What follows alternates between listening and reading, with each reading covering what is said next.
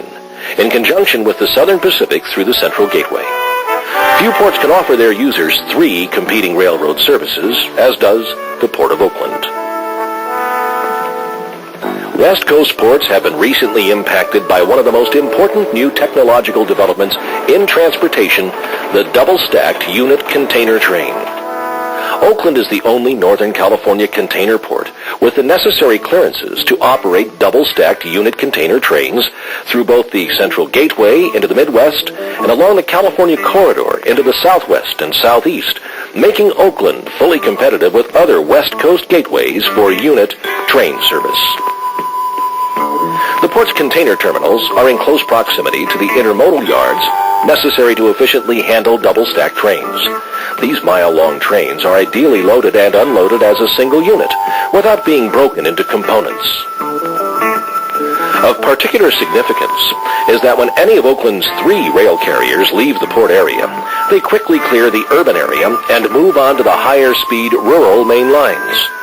The same cannot be said of the greater Los Angeles basin, where trains must move considerable distances through heavily populated areas across multiple grade crossings, and then even further distances before they reach their transcontinental connections. Because of the Great Circle route from Asia, a vessel stopping in Oakland en route to Southern California encounters only a 65 nautical mile deviation. It is possible to service priority customers in the Los Angeles area via rail or truck from a first stop in Oakland in less time than if the vessel had gone directly to Los Angeles in the first place. Sending the ships to the smaller local population centers of Portland or Seattle can also be avoided by forwarding cargo through Oakland, thereby maximizing use of vessel assets. In order to effectively serve the needs of its intermodal clients, the port must provide adequate navigation channels, modern facilities, cost-effective interface between marine terminals and railheads, viable, competitive rail systems, and automated cargo tracing and release systems. The vessels presently calling at the major West Coast ports will, by the spring of 1988, be joined by larger vessels too large to transit the Panama Canal. The configuration of these ships require adequate channel depths, greater crane outreach, and the capability to handle volumes of containerized intermodal cargoes that exceed those undertaken to date. The trend toward greater capacity vessels, whether beyond Panamax or not, will continue. The Port of Oakland is served by 2 major navigation channels, which by the spring of 1989 will be widened and deepened to a depth of 42 feet, or 12.8 meters at mean lower low water. These improvements, along with larger turning basins in each channel, will enable the port to accommodate any vessel likely to come into the Trans-Pacific trade in the next 20 years. As an interim step, the channels are presently being deepened to 38 feet mean lower low water. New ship designs require changes to the traditional container cranes. By the fall of 1987, 2 Beyond Panamax cranes will be added to Oakland's outer harbor. These container cranes will have an over-vessel reach of 150 feet and the ability to work over shipboard containers stacked to 6 tiers on deck. Port terminal expansion and port roadway improvements are also underway to facilitate cost-effective transfer between the ship and inland surface transportation systems.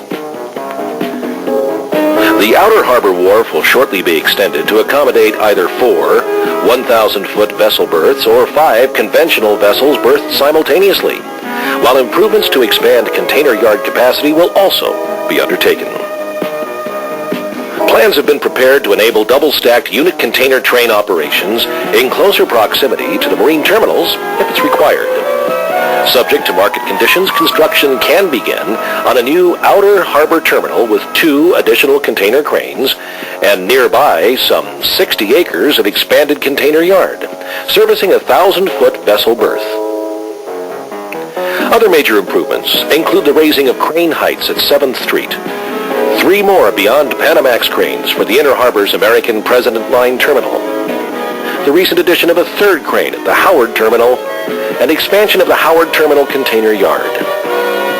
With major intermodal rail terminals in the port area, the Port of Oakland is the only major port in California that can legally move containers which exceed the state highway gross load limitations.